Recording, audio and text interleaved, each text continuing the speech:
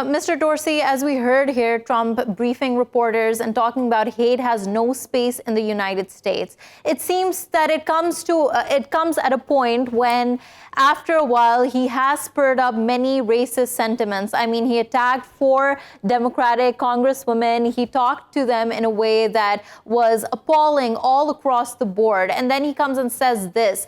Do you also see a contradiction in this regard? Not necessarily. I think that we're dealing with, again, 2 issues. One issue is there's no doubt that Trump has condemned violence. And let's face it, he has no choice but to condemn violence. And I don't question his sincerity in terms of his condemnations.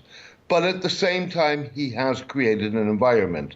And we go back to 2016, where he described Mexicans as rapists. Right. One of his first measures was to target Muslims. Muslims as such, at least Muslims from 6 or 7 countries, were en masse to be barred entry into the United States. He played with what is viewed as racist terminology when he talked about going back home.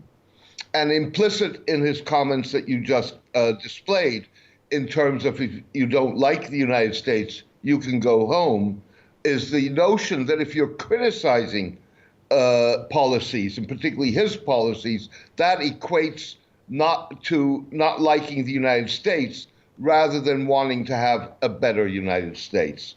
So I think there is a systematic sequence of expressions that are problematic and that create an environment that, by the way, that is not new in the United States. It has historical roots. Right.